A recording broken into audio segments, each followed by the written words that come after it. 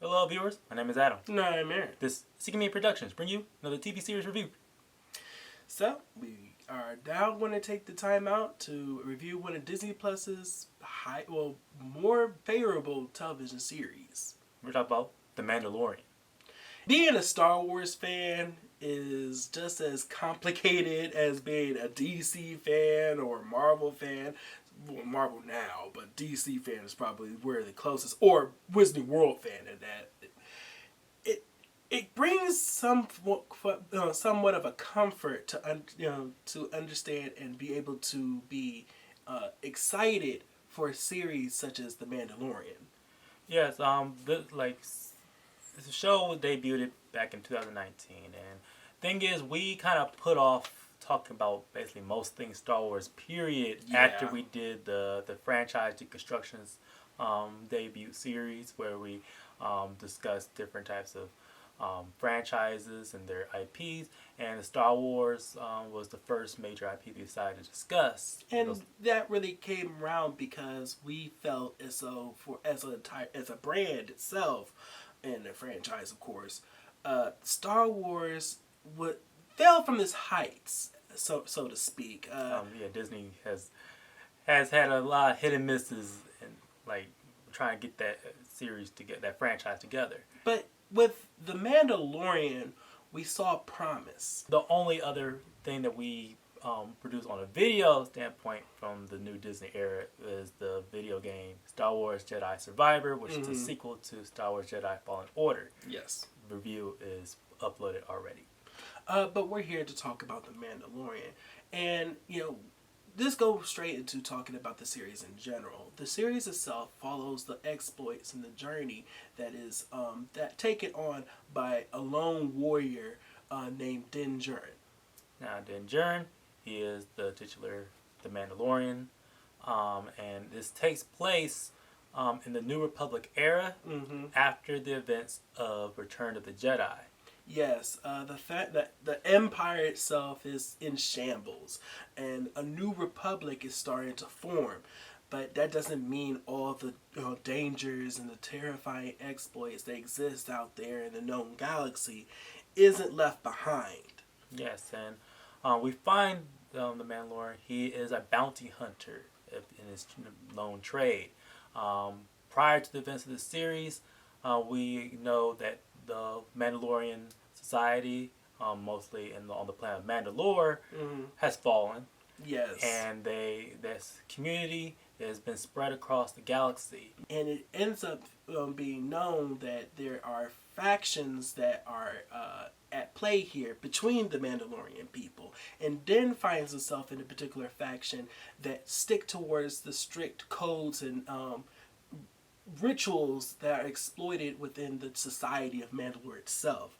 A high warrior states where you can't remove your armor or your helmet in front of people that are not of the tribe or under certain particular circumstances.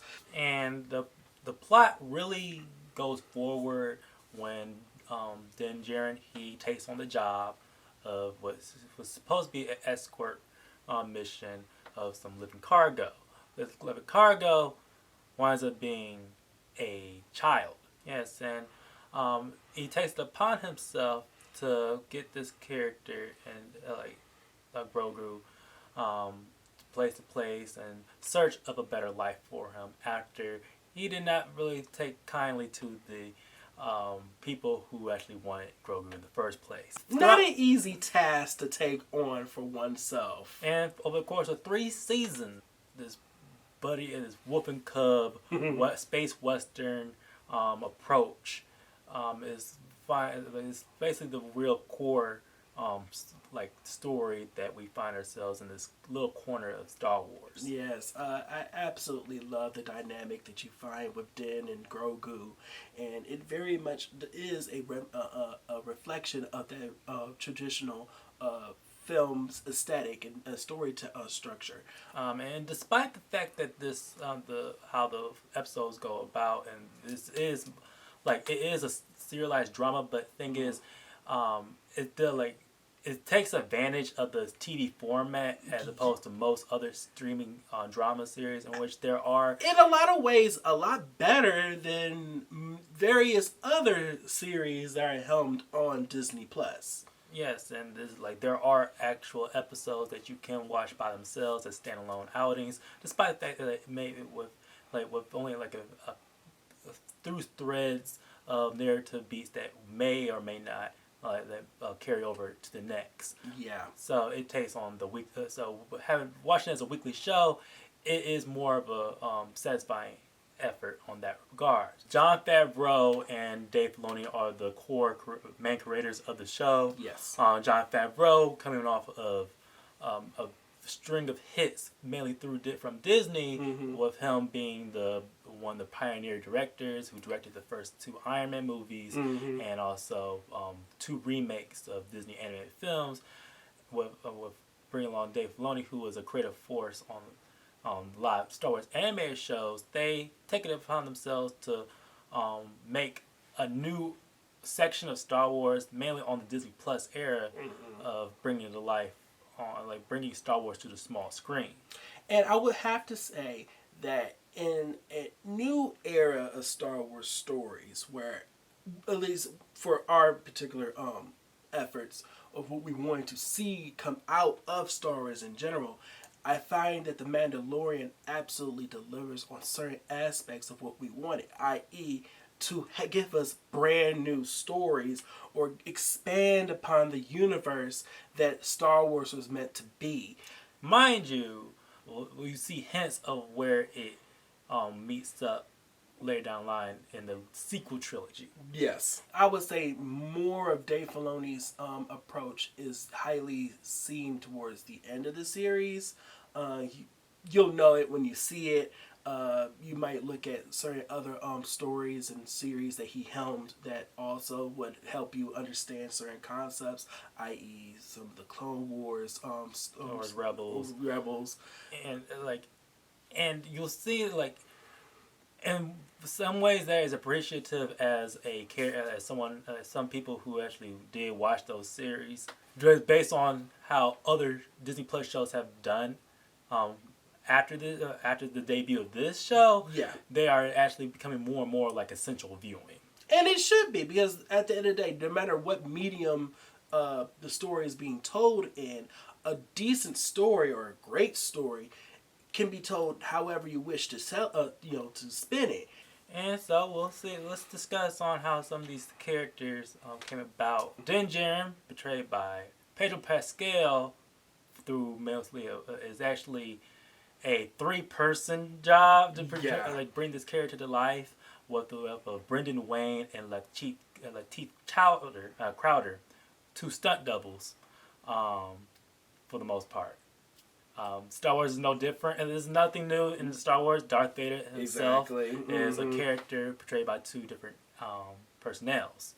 But Pedro Pascal mostly gets all the credit because he's the one that most people will occasionally see, but mostly the voice behind the character itself. Din is an incredible addition to the Star Wars pantheon, and definitely a fan favorite.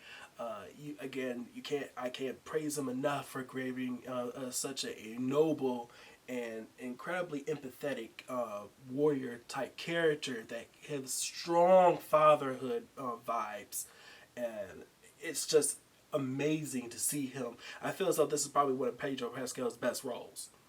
Despite the fact that most of the time you're seeing this character, they're all armored up, and because that is the Mandalorian way, i.e., this is the way. There's a lot of hurt still that you can feel. A hurt, joy, a lot of things. He's able to emote. And that's not, again, it's not just Pedro Pascal. It's all 3 actors doing their job, and they're spectacular doing it. Grogu, the child that's tagged along with Din throughout the series. This character wind up being a huge gold mine for Disney. Everybody wants a baby Grogu, and it's understandable why. He's so adorable, but at the same time, it's so cool. Anybody who utilizes the Force, that's automatically some cool factors and points right there. but then you get the added fact that this is a character who reminds you of another, but has their own unique spin and desires, and it's just so refreshing to be able to get that. Looking at Grogu and the way that he's brought to life on the show, this is a character that's primarily used through CGI, and specifically, more importantly, the puppeteering concept. Mostly puppeteering. Yeah, mostly puppeteering for the series, and that could have been an incredibly difficult. I bet it was very difficult to be able to do that and still translate to the audience something that actually feels real. Okay, one of the characters that fell off of the series because is Gina Carano's character of Cara Dune. Yeah, okay. At first there was some promise with that character, and I was really looking forward to where that individual was going to go. But then certain drama came up. It's a little bit. It's the way they decided to write off is almost it's a send off because. It's a send-off in a way, and we lay it down when we find out in season 3. Mm-hmm. But it is a bit of unfortunate to lose this character. Because there was so much cool stuff that you could have been able to get from them. Especially since that character's path, storyline was building up to something that may or may not ever come to pass. Another character, Grief Karga, portrayed by Carl Weathers. This character brings such great big warmth uncle energy. Mm-hmm. I just find it funny that without spoiling much about this character, every time we see this person, he gains a new status in society. And that is so cool. Like his appearance is always welcome, and it's nice the fact that even Carl Weathers in some regards is also sometimes a director of these episodes that he's also featured in. It's so cool to be able to come back to a character, and that's actually something you see quite often in this series. How time passes and how that it truly affects the storyline and affects the growth or degradation of certain characters in general. Bo-Katan, played by Katee Sackoff. Again, this is where following certain storylines would pay off, i.e. looking at a lot of the stuff that's in the Filoni verse. This is where that particular character jumps from, and she is just as cool as she was when she was introduced in that series, and she brings some unique energy into this series in a live action sense. Katee Sackoff is one of the few actors, voice actors, from those animated series to actually make a jump to live action to actually portray the character, and what was once a guest starring role when she debuts, she winds up being later basically a co-lead. Whether or not we see a new season of The Mandalorian after the 3 seasons that we see going forward, we'll see. It'll be interesting how much of a role she'll have. So I also want to bring in a brief shout out to a character who's basically been a connective link in the Dave Filoni verse, portrayed by Paul Sun-Hyung Lee. Yes. He plays a captain of the New Republic era. You see him make appearances from this show, Boba Fett, and also recently Ahsoka. Yeah. Seeing how every time we see this character, we are seeing how the New Republic's trying to govern this post Empire world. And in a lot of ways, you can see that it's both frustrating in it by the realization that how idiotic such a thing could be, but at the same time, it's also very realistic in certain respects. And I feel as though this particular character embodies the hope of what you wish the New Republic would be able to embody. The show does have a primary villain. Yes. That takes place over the course of these 3 seasons. Primarily played by Carlo Esposito. Giancarlo. I'm sorry, Giancarlo Esposito. My bad. Sorry.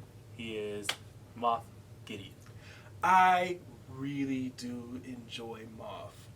He is probably one of my favorite of the Star Wars villains to come out of this new Star Wars telling for Disney. Unfortunately, Giancarlo Esposito plays the way that the Hollywood has been always catching him in these villainous roles that he's basically portraying just a caricature of himself at this point. Mm. Yeah, I feel as though this is probably one of the last times I really will be okay with Carlo being able to play this particular character. And of course, we keep dancing around the concept of how he really is portraying this. But I mean, if you've seen his work, you understand what we're talking about. But let's talk about production here on The Mandalorian. So, Star Wars is not new to innovating filmmaking. Mm-hmm. One of the key elements that factors of how this show came to be is with the pioneering of the volume. In certain respects, the volume works, especially when you look at the concepts of trying to shoot scenes that has to be in these very vast open areas, but only from seen or at least done in specific area for or moment, and it works in certain respects in that case, but in others maybe not so much. Like the way the volume works is that you have to you're able to film actors against a very big vast area with pre-rendered VFX and environments in camera, mind you. Exactly. So it cuts down time in post because you already worked on a lot of the visuals already before filming. And one of the pioneering cinematographers who helped make this show can be is Greg Fraser, who has done work on Star Wars Rogue One, and he also used the volume to an extent on the Batman. Every time this person works, we know for certain, at least for like in some ways, the volume will work. But the volume has been such a crutch lately in filmmaking, mostly from Disney productions, that we see the limitations of that as well. Yeah. Is also something that did not get in the way when multiple different directors of the show were able to shine brightly. Mm-hmm. I think probably one of my favorite directors that came on this show, or at least was able to produce some outstanding stories, comes from Dallas taking over. Bryce Dallas Howard, who is the daughter of Ron Howard, who is also an actor in her own right. She directed at least one episode per each season, but my favorite episode from her is actually an episode from the Book of Boba Fett. Yeah, which is a single-handedly it's a Mandalorian episode, and within that series, that to me is one of the best live-action pieces of media of Star Wars. Yeah. Also known directors that also did some good job, at least elevating the very simplistic scripts that they, let's be honest, still do on Star Wars. It's Rick Famuyiwa. Dave Filoni, he is an occasional director himself. Yeah. I'm not necessarily Dave Filoni is a director who a creative mind throughout a lot of these Disney Plus shows. But not necessarily doesn't mean that they are able to accurately hit when it comes to the actual delivery of certain plot points. He still he has some learning to do. I feel as though when he's directing a property, mainly when he directs is something to introduce a live action version of something that he already did introduce in the animated front. And even then, I feel as though his directing style is a bit muted. Another major highlight from the show is Ludwig Göransson. Oh my God, the music of this series is phenomenal. Yes, Ludwig Göransson, he was able to revitalize the music for Star Wars after John Williams has done for decades. Again, I can't stress the fact enough that when it comes to this particular series, this happens to be on the higher end of what Disney was able to produce under their banner. And for that, I think is worth. There's a reason why I say this is a great series.